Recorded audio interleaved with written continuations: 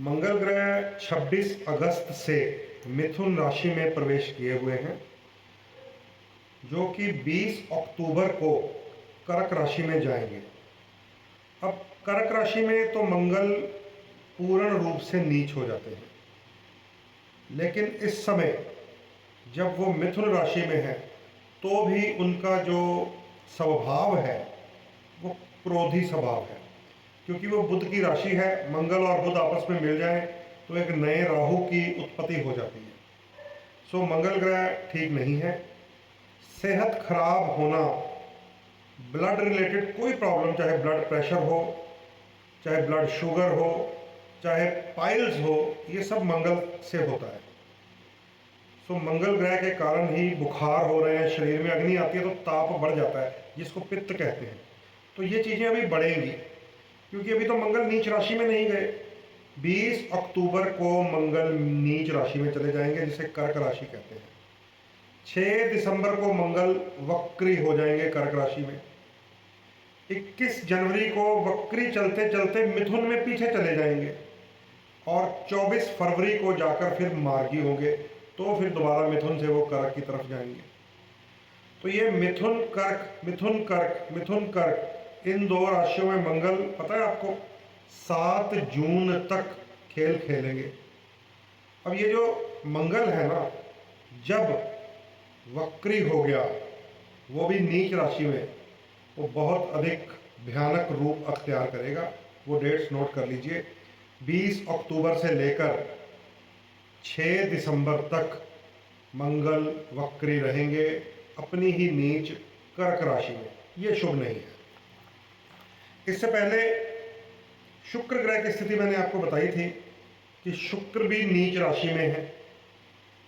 गनीमत है कि ये शुक्र 24 अगस्त से 18 सितंबर तक नीच राशि में रहे हैं। 19 की सुबह ये बदल गए, लेकिन 24 अगस्त से 18 सितंबर तक मैंने क्लाइंट्स के मुख से शुक्र ग्रह की वो बातें सुनी, उन लोगों के एक्स्ट्रा मैरिटल अफेयर्स, पुराने किस्से, नए किस्से सुने, जिनको देखकर यकीन नहीं होता कि ये ऐसे होंगे। और जब कुंडलियों में शुक्र देखा तो वो सही नहीं था, और नीच का शुक्र का गोचर जीवन में ही एक, जिसको कहते हैं ना, ट्रस्ट खराब कर गया। अपने ही प्रेमी जनों के साथ, अपने ही जीवन साथी पति पत्नी के बीच बहुत सारे केस आए मेरे पास।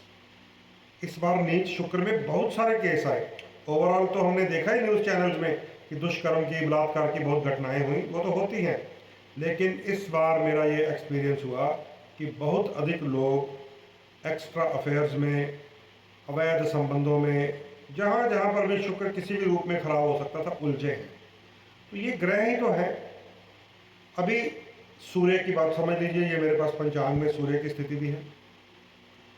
सूर्य 16 सितंबर से 17 अक्टूबर तक कन्या राशि में केतु के साथ रहेंगे। ये एक सूर्य ग्रहण दोष होता है। इसमें आप देखिए, बड़े बड़े जो अपने आप को धुरंधर नेता समझते थे, चाहे किसी राजनीतिक चाल के कारण, चाहे मजबूरी के कारण, उन लोगों को इस्तीफे देने पड़ गए। सूर्य खराब। बहुत बड़े बड़े ऑफिसर्स, रेड्स में उनके घरों से करोड़ों अरबों रुपए की अवैध संपत्तियां निकली और गिरफ्तार हो गए। सूर्य खराब। तो ये सूर्य जो है अभी नीच राशि में, ये भी नहीं गया मंगल की तरह। 17 अक्टूबर को सूर्य तुला में नीच हो जाएंगे, जिसे कार्तिक मास कहते हैं। तो बच के रहिएगा राजनेता, बच के रहिएगा बड़े बड़े, चाहे वो आईएएस हो, चाहे आईपीएस हो, चाहे पीसीएस हो, क्योंकि सूर्य का प्रभाव होता है। वही लोगों को जो इंसाफ देने वाले होते हैं, वही उलझ जाते हैं किसी इल्ज़ाम में। तो सूर्य अभी तो केतु के साथ ग्रहण में है। 17 अक्टूबर को नीच राशि में चले जाएंगे। 16 नवंबर को जब वृश्चिक में जाएंगे, अगले 30 दिन के लिए, 16 नवंबर से 16 दिसंबर तक, तो शनि और राहु की तिरछी दृष्टियों में आ जाएंगे, तो वो भी ठीक नहीं है। तो लगभग 16 नवंबर जब वृश्चिक में जाएंगे सूर्य, तब भी परेशानी। 17 अक्टूबर जब तुला में जाएंगे, तब भी परेशानी। 16 सितंबर जब कन्या में जा चुके हैं, तब भी सूर्य खराब है। तो बड़े बड़े अधिकारियों के लिए ये समय शुभ नहीं है। मंगल के बारे में मैंने आपको बता दिया है, 7 जून तक ये ऐसे ही चलता रहेगा। देखा कैसे कैसे धमाके हो रहे हैं, सोचा भी नहीं होगा। अब ये जो टेक्नोलॉजी है, जो घर बैठ के धमाके हो रहे हैं, इसे राहु कहते हैं। क्यों आउट ऑफ कंट्रोल है राहु और केतु? क्योंकि श्लोक में लिखा है कुजावत केतु शनिवत राहु। अब शनिदेव जी 15 नवंबर तक वक्री हैं, तो राहु भी उनके जैसा हो गया। और मंगल मैंने आपको बता ही दिया है, 7 जून तक मंगल पर नियंत्रण नहीं होने वाला। 7 जून तक तो केतु भी काबू नहीं आने वाले। तो जैसे शनि का रूप वैसे राहु का, जैसा कुज का यानी कि मंगल का वैसे केतु का। इसीलिए राहु और केतु को छाया ग्रह कहते हैं। आउट ऑफ कंट्रोल है ये, इस समय आउट ऑफ कंट्रोल है। राहत थोड़ी मिलेगी 15 नवंबर को, जब शनि मार्गी होंगे। और शुक्र जो है अब तो नीच राशि से निकल गए हैं, लेकिन बहुत सारे प्रेमियों के बीच में, पति पत्नी के बीच में तकरार पैदा कर गए हैं।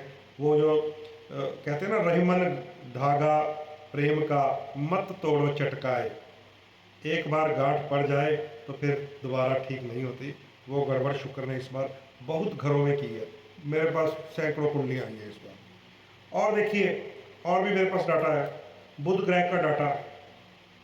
बुध ग्रह इस समय 23 सितंबर को कन्या राशि में जाएंगे। 23 सितंबर को, 4 सितंबर से सिंह राशि में प्रवेश किए हैं, 23 सितंबर को कन्या में चले जाएंगे। और कन्या में जो जो जा रहा है वो खराब हो रहा है। अभी शुक्र ने बहुत भयंकर रूप दिखाया, अब बुध दिखाएंगे, क्योंकि बुध केतु का जड़ दोष बनने वाला है, ये भी शुभ नहीं है। और 15 सितंबर से बुध अस्त हो चुके हैं, 20 अक्टूबर को जाकर उदय होने हैं। तो थोड़ा सा वो लोग सतर्क रहें जो ट्रेडिंग का, कमीशन का काम करते हैं, विशेषकर स्टॉक एक्सचेंज के साथ रिलेटेड है।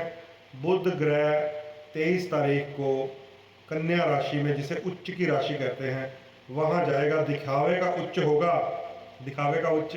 स्टॉक एक्सचेंज वालों को पता कैसे होता है कि देखने को एकदम मार्केट उठी और लोगों ने इन्वेस्ट किया, धड़म करके गिर गई।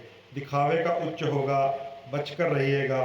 ये बुध 23 सितंबर से लेकर 10 अक्टूबर तक कन्या राशि में केतु और राहु के पंजे में आने वाला है, और 20 अक्टूबर तक तो अस्त भी है।